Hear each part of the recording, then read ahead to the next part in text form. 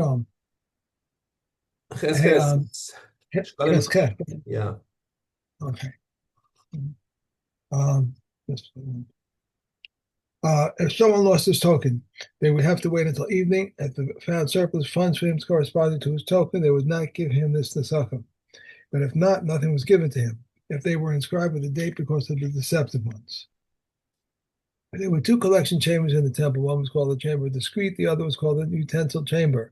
What purpose did the chamber of the discreet service? The God-fearing free were depositing money into it quietly, and the poor sons of good families supported themselves from it discreetly. What purpose did the utensil chamber serve? Whoever pledged a utensil for the temple would toss it into this chamber, and once every 30 days the treasurers would open the chamber. Any utensil for which they found a use upkeep for the upkeep of the temple they would leave. The remainder would be sold for their value, and the proceeds would go to the chamber holding funds for the upkeep of the temple. There were 13 collection chests, 13 tables, 13 prostrations in the temples. Members of the Rabbi Gil's family and Rabbi Kananya's family would prostrate themselves 14 times, and that was the rest of prostration. Opposite the wood chamber, they had a tradition for the ancestors that the ark was hidden there. Okay, but okay. Mm-hmm. Okay. Right. Oh, there's one more. Base. You didn't do base yet, right? No, I thought just the three. Okay, it No, happened once in it is three. Yeah, this is the third one. right, okay.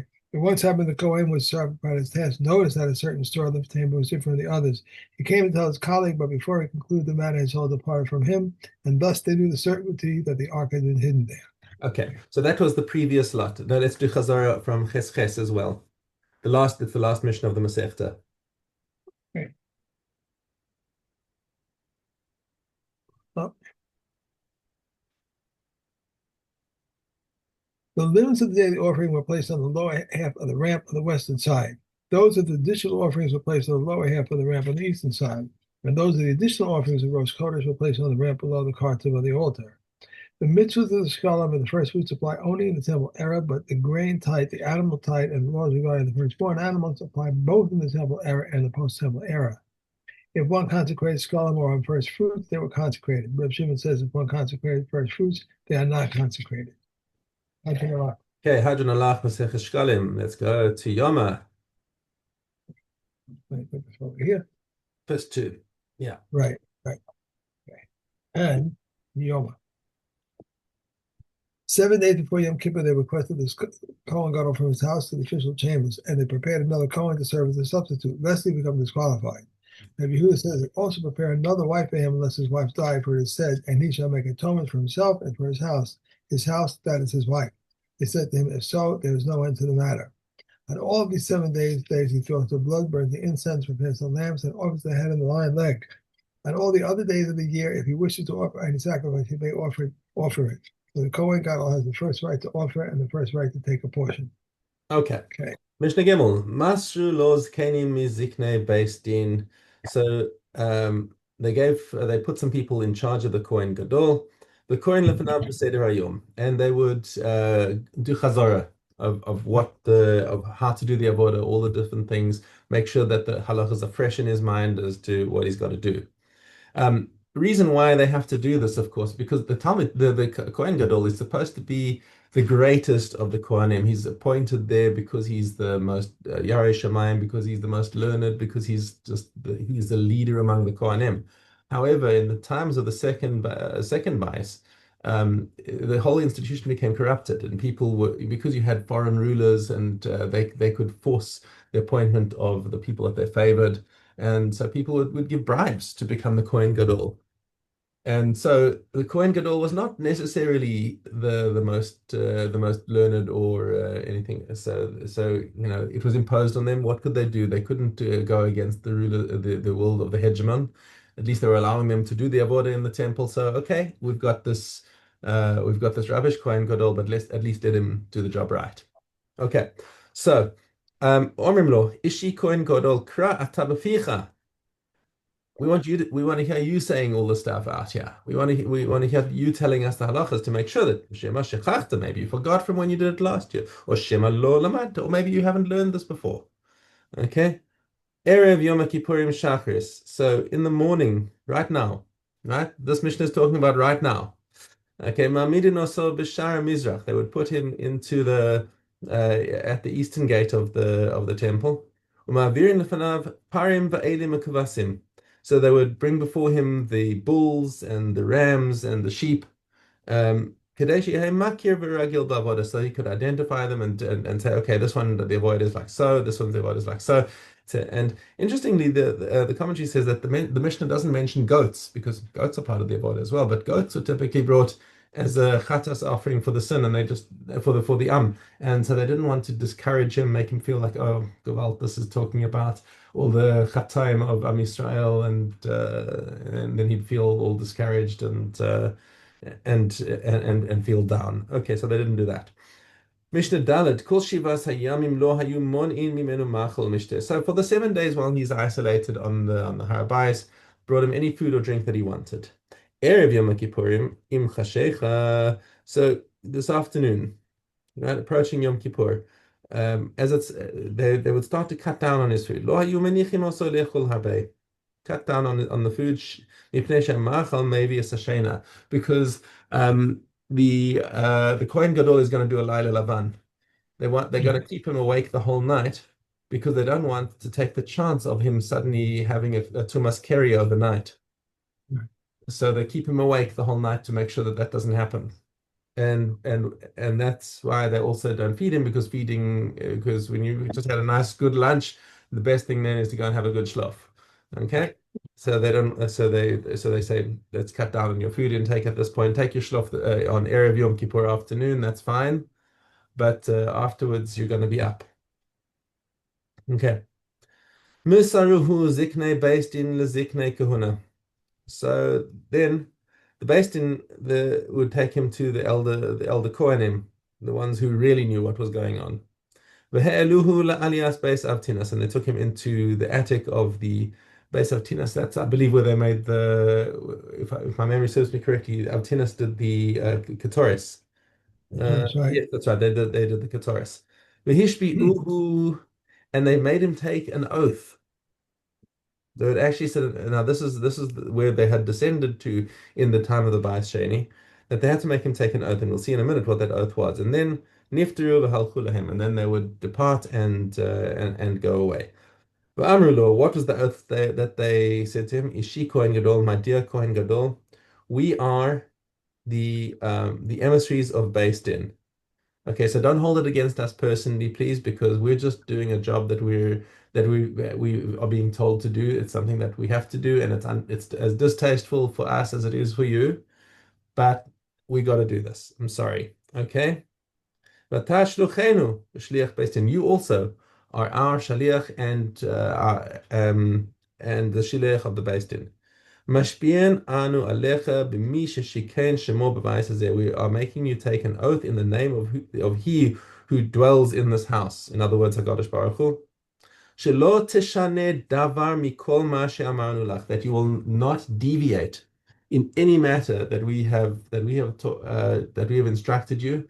And this is because the tzedukkim, who held by a very literal reading of the Torah, had a few things that they diverged from what Chazal said is, from what our Masorah is according to Torah Shebal Peh. For example, the Ketoris that's supposed to be brought inside the Kodesh HaKadoshim. Now nobody is inside the Heichal even at the time that the Kohen Gadol goes in, so they can't even see what he's doing outside of the Kodesh HaKadoshim. But what he's supposed to do is bring the coal and the shovel with the coals and the katoris in a different hand, and inside the Kodesh HaKodashim is where he adds the katoris to the coals. Okay, the Tzedukkim held that he must walk in with the incense already burning, that he's bringing the cloud into and if you read the literal verse. Where is the actual verse over here? For I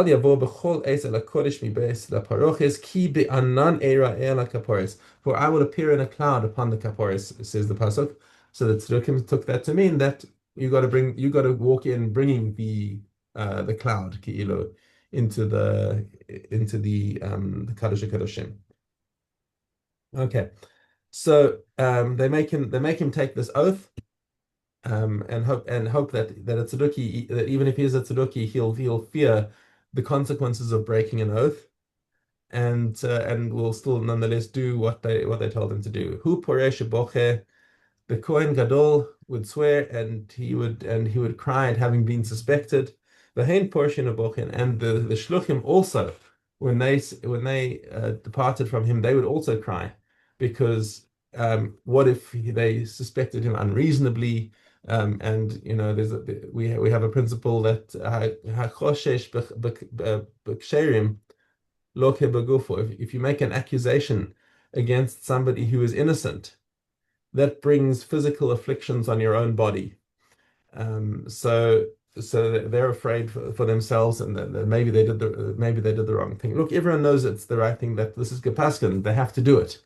Um, Right. but nonetheless, you get the dis-ease at what they had to do.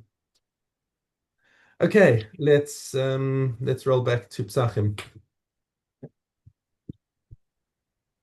Roll back? No, go forward. Psachim Dalad Zayin. You said roll back. So I was Okay, well, I spelling mean, wrong. in my Mishnah, it's all in one book. So Okay. Psachim comes before Yoma. Okay. Zion, Dalet Zion. We may set up coops for chickens on the 14th. If a brooding had escaped, we may return it to her place. If she died, we may set another in her stead. We may sweep away from the under an animal's feet on the 14th, but on the festival, we may only clear the way to the sides of the stall. We may take utensils too and bring them back to the house of craftsmen, even though they are not needed for the festival. The citizens of Yeriko did 6 things, for they have reproved them, and for thee they have not reproved them. And these are the things for which they have not reproved them. They graft palms all day on the 14th of Nisan. They wrap the Shema, and they leap and stack prior to the Omer, but they have not reproved them.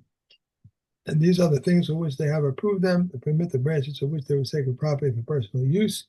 And they eat the fallen fruit from the tree on the Sabbath, and they give payah from vegetables, and sages have approved them. King Hizkiah did 6 things. Concerning 3, they agree with him, and concerning 3, they did not agree with him. He dragged the bones of his father on a pair of ropes, and they agreed with him. He crushed the brazen serpent, and they agreed with him. He hid the book of remedies, and they agreed with him. Concerning 3, they did not agree with him. He cut the doors to the temple and sent them to the king of Syria. They did not agree with him. He stopped at the waters of the upper Gilhan, but they did not agree with him. And they intercalculated Nisan, but they did not agree with him. Okay, that's it.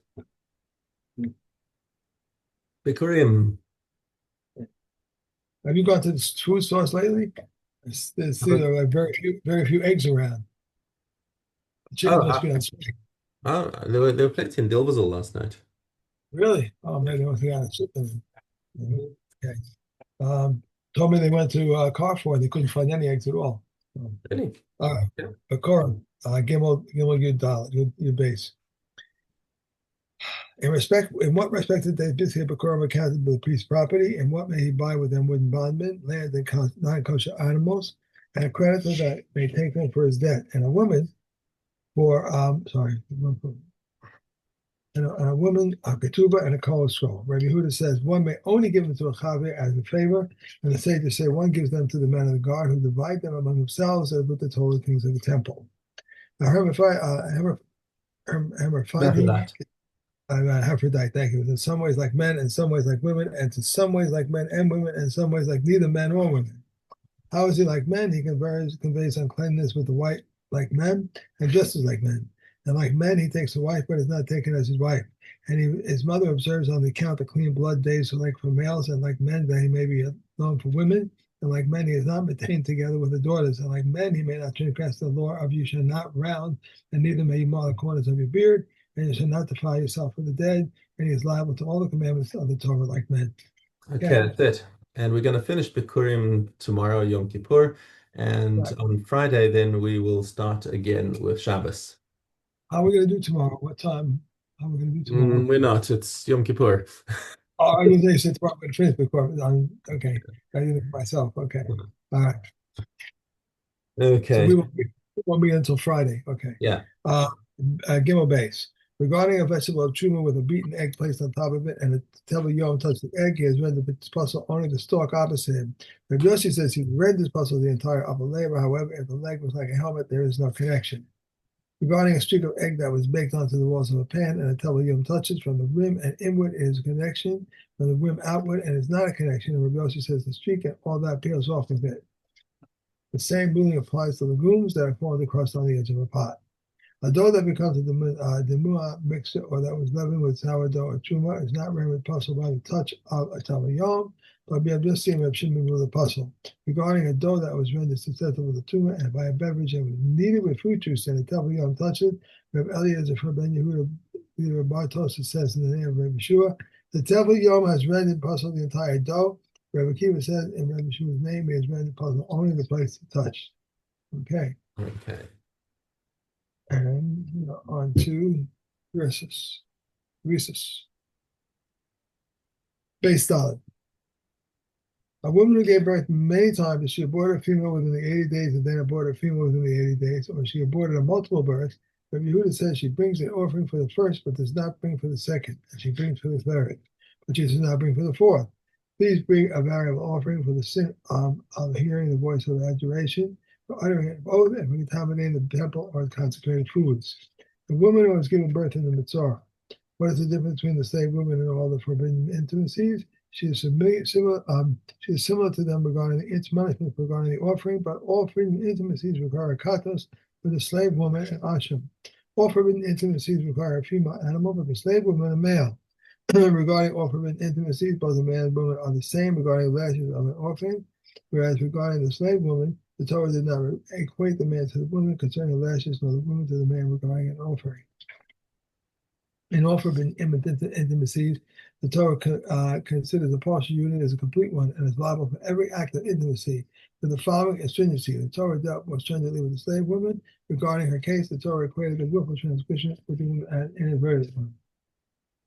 Which is the slave woman? Anyone who has slave and half free is stated, and he redeemed but was not redeemed. And these are the words of Rabbi Akiva. Rabbi Ishmael says she's the one. This is the one who is a real slave woman. Elazar ben Azariah says all forbidden intimacies are equally explicit, like stated explicitly. And what is the exception? We must conclude that she is who is half free and half slave. All forbidden intimacies, if one was of age and one was a minor, the minor is exempt. If one was awake and one was asleep, the one who was asleep is exempt. The one who was unintentional, the intentional one was unintentional one was liable for katos, and the intentional one for ikaros. Okay. And that's what finally, Baba Kama.